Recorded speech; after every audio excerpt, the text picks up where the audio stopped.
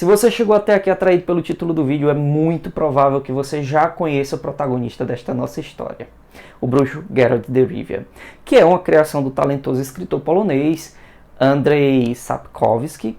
É o protagonista da série de livros de ficção e fantasia The Witcher, que já possui um universo expandido nas plataformas de quadrinhos, animações, cinema e mais recentemente no formato seriado pela Netflix.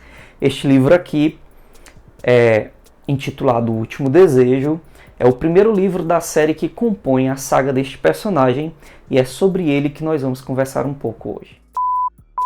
Mas primeiro, como de costume por aqui, vamos falar um pouco sobre o seu autor, o polonês de nome complicado para mim, o Andrzej Sapkowski, que é formado em economia e iniciou sua carreira literária no posto de tradutor. E somente aos 38 anos de idade lançou seus primeiros contos, aqui organizados em formato de livro. O personagem do bruxo irônico e cínico, que tenta esconder sob tais camadas um coração abrasado, fez sucesso quase que instantaneamente, o que projetou a carreira do autor não só pela Polônia, mas pelo mundo inteiro. O Último Desejo foi organizado e lançado em forma de livro em 1993, chegando à sua edição brasileira em 2011, com tradução direto do original em polonês por Tomasz Basinski, o que precisa ser destacado porque nos poupa do fenômeno de múltiplas traduções, que é um fenômeno que caracteriza as perdas que se tem em relação ao material original à medida que se passa por diferentes idiomas. Esta aqui é a 20ª tiragem, datada de 2020, pela editora Martins Fontes, e que conta com 318 páginas. A editora não dispôs das informações gráficas, mas, em minha opinião, temos aqui um papel do tipo pólen com a gramatura de 80G, com aquele aspecto clássico desse tipo de papel. Uma tonalidade mais fosca, ou como dizem, off-white, que reflete menos luz e que é mais agradável aos olhos, proporcionando uma leitura menos cansativa. É também um papel que apresenta, um toque aveludado, uma maciez ao toque que me é agradável. Enfim, é um bom papel para quem presta atenção nesses detalhes. O livro ele é composto por 13 capítulos, sendo que cada capítulo corresponde a um conto que se passa em uma ordem de tempo diferente. Então, são eventos temporais próximos, mas não necessariamente sequenciais.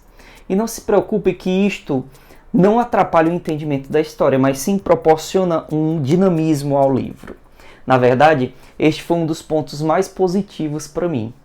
E, como vocês já sabem, já não é segredo que eu gosto deste formato de livro em contos, mas ter os contos organizados de forma que conversem entre si, ainda que preservando as suas autonomias, eles são de certa forma contos independentes, mas ao mesmo tempo existe sim um elo de ligação importante entre eles. E isso para mim foi algo prazeroso para a leitura.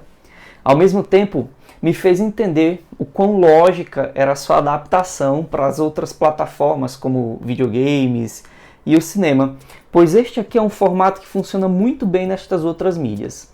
Imagina só, você conta uma história entre uma história e outra, você tem meio que um entreposto, um acampamento, onde você pode repousar um pouco da ação e parar para ouvir e conhecer melhor ao protagonista. E é importante parar para conhecer o protagonista nestes capítulos intermediários, porque este aqui é um livro de apresentação. São estes os primeiros contos do bruxo Geralt, e nós já o conhecemos em sua vida adulta, bruxo formado e em meio à ação desenfreada que quase lhe custa a vida. Temos aqui os elementos do folclore polonês, que possui figuras próprias, misturadas a figuras do folclore ocidental. E este é um tesouro a mais neste mundo fantástico, que miscigena a história do homem da Idade Média com tantos elementos fantasiosos. Como em um mundo paralelo que em muito se parece com o nosso, porém com a presença daqueles seres fantásticos que imbuem temor e admiração no coração dos homens. Dos 13 capítulos aqui presentes, 6 são contos principais, com suas histórias com começo, meio e fim, super bem organizados e com suas reviravoltas próprias. E como disse anteriormente, os outros 7 capítulos funcionam como períodos de transição, recuperação entre as aventuras principais e servem para mergulharmos um pouco mais na personalidade e história do protagonista, ao tempo que nos fala como que algo maior e mais desafiante estivesse sendo preparado nos bastidores para algum momento. O objetivo desta minha resenha não é entregar exatamente o que se passa em cada capítulo, mas para incentivar a curiosidade e a leitura daqueles que chegaram até aqui nesse vídeo, eu vou falar um pouco sobre como as aventuras principais se estruturam no livro. Bom, inicialmente você tem um evento de origem misteriosa, que é averiguado e investigado pelo bruxo, que vive às custas das recompensas que recebe após derrotar os males diversos que assolam os homens daquela realidade. Então, o Geralt, ele é um bruxo que, neste universo ficcional, é, na verdade, um assassino mercenário com treinamento impecável desde a sua infância.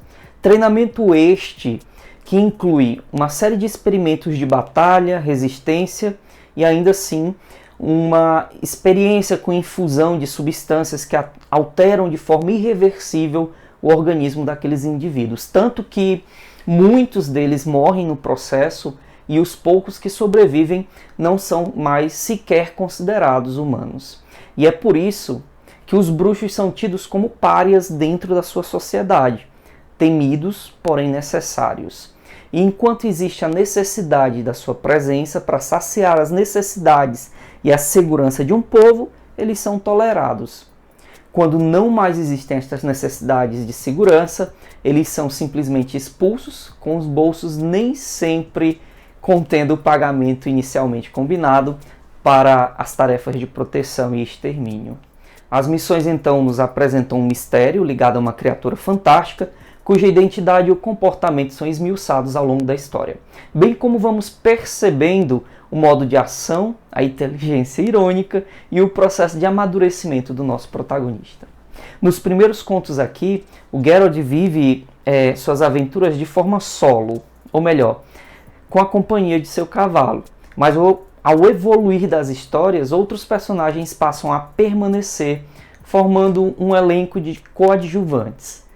Coadjuvantes em palavra, porém, personagens muito carismáticos e de presença marcante e facilmente seriam ótimos protagonistas também. Conhecemos a Jaskier, que é o amigo bardo e galanteador do Geralt. Ele é uma espécie de braço direito do bruxo, presente nos momentos mais difíceis e que adiciona um tom cômico a certos momentos dos contos. Sem Jaskier, a maioria das histórias do Geralt não teriam acontecido, provavelmente, ou pelo menos não da mesma maneira. Aqui nós vamos conhecer também a Yennefer, que é uma feiticeira que paga um preço altíssimo pelos talentos sobrenaturais que carrega e administra, e que é uma das personagens mais interessantes dos contos. Também porque ela consegue despertar no bruxo um sentimento mais humano, né? Como que funcionasse com um elo de recordação de humanidade dentro dele. A Yennefer é uma personagem improvável e que aparece em um momento improvável também. De certa maneira ela é forte, determinada e imprevisível. Força não só sobrenatural, como também de ímpeto. Aquele que parece ser próprio a pessoas que tiveram que lutar contra grandes adversidades da vida e que deixa em seus caráteres a marca indelével da superação. Não é à toa que o próprio Geralt se encanta, se apaixona por ela. E para aqueles que ficaram curiosos, estes contos são os mesmos presentes nos episódios da adaptação feita pela Netflix em sua primeira temporada, entretanto com um volume maior de detalhes e riqueza narrativa descritiva, como é próprio dos livros, não é? Eu consegui assistir ao seriado da Netflix e tive uma boa experiência. Pareceu-me uma boa adaptação, com as fidelidades esperadas à história original e tópicos, né, de liberdade criativa que acrescentam originalidade àquela outra mídia. De maneira que o seriado pode ajudar a contemplar melhor os cenários e as cenas de ação disponíveis aqui para aqueles que tiverem alguma dificuldade com a narração presente nesse livro. E é isso, pessoal. Mais uma vez eu agradeço a presença de cada um de vocês. Nos vemos muito em breve. Fiquem todos bem. Tchau!